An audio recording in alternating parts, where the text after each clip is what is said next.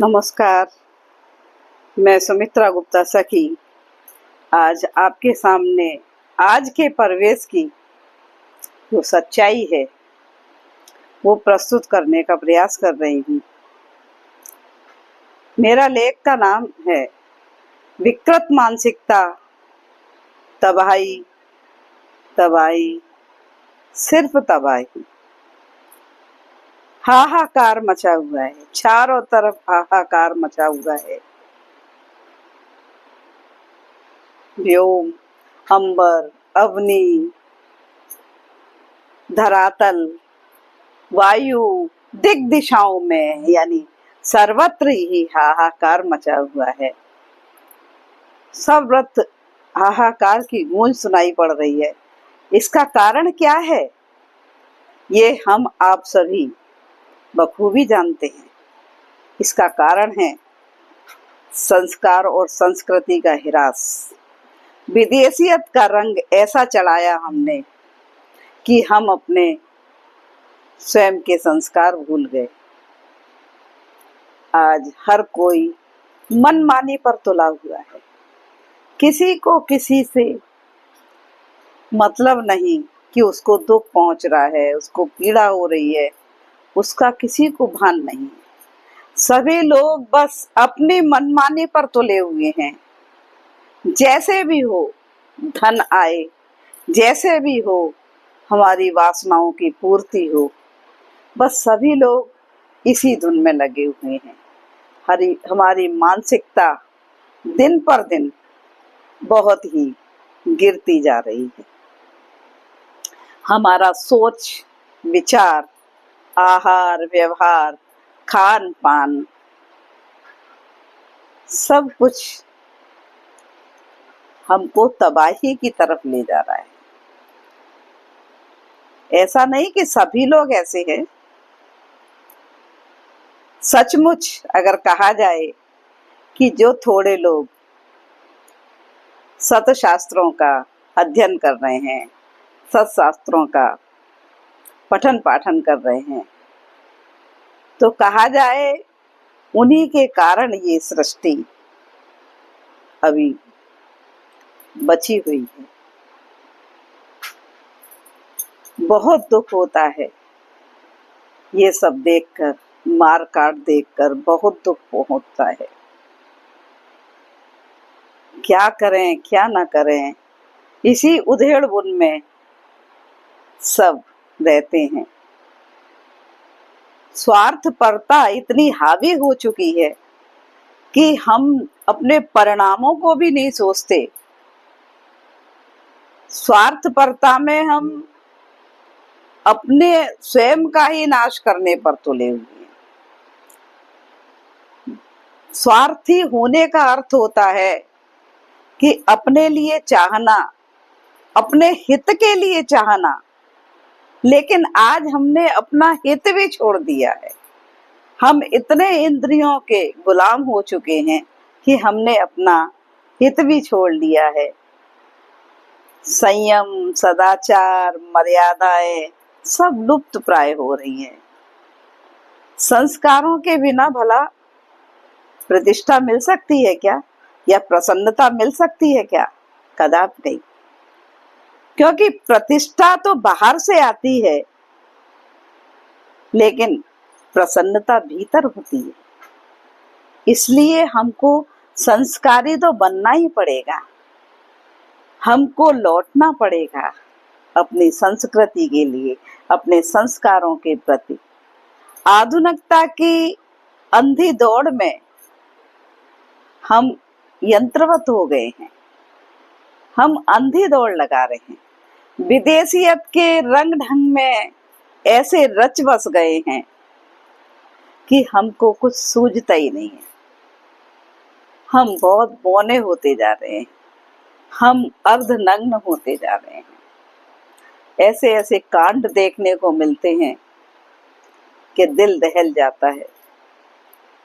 ऐसी विकृत मानसिकता चारों तरफ प्रवाहित हो रही है। कोई किसी की सुनना ही नहीं है, समझ ही नहीं रहा है। हम यंत्रों के तो बहुत नजदीक हो गए हैं, लेकिन अपने रिश्तों के बहुत दूर हो गए हैं। हमने अपने रिश्तों को, हमने अपने आप को ही भुला दिया है बिल्कुल। इतने यंत्रवत हो रहे हैं। आज मनुष्य उच्च शिक्षा बहुत पा रहा है। हमारी बेटियां बहुत उच्च शिक्षित हो रही हैं, लेकिन संस्कार विहीन हो रही हैं। उनको माता पिता का मान सम्मान, उनको घर परिवार का मान सम्मान कुछ भी नहीं दिखाई दे रहा। बस उच्च शिक्षा में वे बाहर पढ़ती हैं और अपने बॉयफ्रेंड, गर्लफ्रेंड बनाने में लगे हुए हैं सब। अब बताइए, घर परिवार भी तो कोई चीज है। उनको जब समझ में आएगा कि घर परिवार क्या है, तो बहुत देर हो चुकी होगी। लेकिन हम उनको अभी ही जागृत करना चाहते हैं कि देर मत करो, अभी समझ लो। इसके लिए हमारी बहुत सारी जागरूक संस्थाएं, हमारे बहुत मनीषी, विद्वान, साधु, संत, कथाकार बहुत तरीके से अपने प्रवचनों के द्वारा, अपने वक्तव्यों के द्वारा समझाना चाह रहे हैं। बस समझ जाएं वे कि किस गति में बह रहे हैं, किधर जा रहे हैं। आज हम मानव को जीवित रखने के लिए तो संसाधन नहीं जुटा रहे, आज हम मृत्यु के संसाधन जुटा रहे हैं, जो कि मृत्यु अवश्यंभावी है, जो कि मृत्यु होने वाली है। लेकिन आज हम उसी मृत्यु के लिए ही तैयारियां कर रहे हैं। तरह तरह की मिसाइलें, तरह तरह के बम दुश्मनों के लिए तैयार करके हम तबाही मचा रहे हैं। और आतंकवादी तरह तरह से मानव क्षति कर रहे हैं। बहुत ही दुख लगता है कि जो धन जीवन के लिए, जीवंत रखने के लिए उपयोग में लाना चाहिए, आज हम उस धन का मानव के सर्वनाश के लिए प्रयोग कर रहे हैं। इतना सुंदर संसार ईश्वर ने बनाया है, आज हम उस संसार के सौंदर्य को नष्ट करने में लगे हैं। क्या करें, क्या ना करें, समझ में कुछ नहीं आता। अगर हम उस धन का, जो हम धन मिसाइलों पर, बम पर, परमाणुओं पर खर्च कर रहे हैं, काश उस धन का सदुपयोग मानव के जीवन यापन के लिए होता तो कितना सुंदर होता, कितना शांतमय वातावरण होता। बस हम लगे हुए हैं इसी काम में कि कैसे किसी को जीते। आज हम स्वयं पर तो विजय पा नहीं रहे हैं। स्वयं पर विजय पाने का मतलब है कि हम अपनी इंद्रियों पर विजय पाएं। हम जब अपनी इंद्रियों पर विजय पाएंगे तो जगत को जीत लेंगे। हर एक पर्सन, हर एक व्यक्ति अपनी इंद्रियों पर विजय पाए। हम लेकिन इंद्रियों के इतने गुलाम हैं कि हमारा मन जो कहता है हम वही करने तैयार हो जाते हैं। हम किसी की सुनते ही नहीं है, हम किसी की समझना ही नहीं चाहते हैं। काश हम लोग जीवन जिए और जीने दें, इस पर पार्टी पर ध्यान दें, तो बहुत ही सुंदर सृष्टि का नजारा होगा। मानव योनि में आकर अपनी नव चेतना को और नवीन बनाए हैं तो कितना अच्छा होगा। ये मानव जीवन 84 लाख योनियों के बाद बहुत ही कृपा करके प्रभु की प्राप्त हुआ है और हम इस मानव जीवन को व्यर्थ में गवा रहे हैं। हे मानव, संभलो,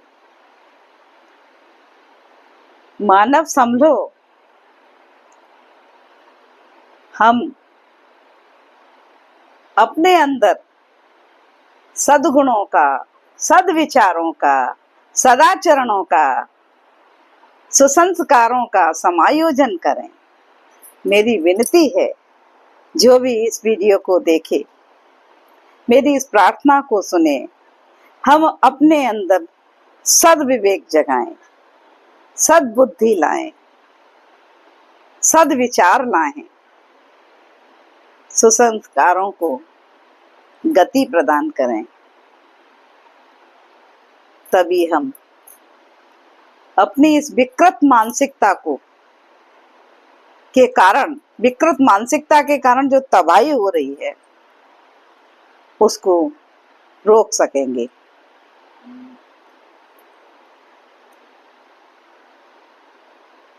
आज ध्वनि प्रदूषण, जल प्रदूषण, वायु प्रदूषण, भूमि प्रदूषण, तरह तरह के प्रदूषणों से ये हमारी सृष्टि प्रदूषित हो रही है। तबाही का मंजर हमको घर बाहर चारों तरफ देखने को मिल रहा है। वह तभी दूर हो सकेगा जब हम पर्यावरण को संरक्षित रखें, विवेक बुद्धि जगाएं। एक विवेक बुद्धि जगाने पर हमारी बहुत सारी समस्याएं सुलभ हो जाएंगी। विवेक बुद्धि से मतलब है सही निर्णय लेना, शास्त्रानुसार, धर्मानुसार निर्णय लेना। अंत में मैं यही कहूंगी, हम सभी को मिलकर ही इस तबाही के मंजर को आपसे सूझबूझ से संभालना होगा और कुदरत के दिए हुए सुंदर उपहारों को सहेजना होगा। तभी ये सुंदर सृष्टि रह पाएगी, अन्यथा जो भयावहता हो रही है वह सब कुछ नष्ट कर देगी।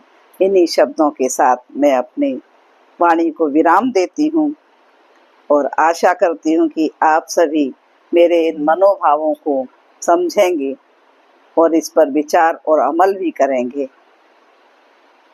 धन्यवाद। आप इस चैनल को लाइक, कमेंट दीजिए, सब्सक्राइब कीजिए, बेल आइकन दबाइए। आपके कमेंट ही मेरे को प्रोत्साहित करते रहेंगे। धन्यवाद, बहुत बहुत धन्यवाद।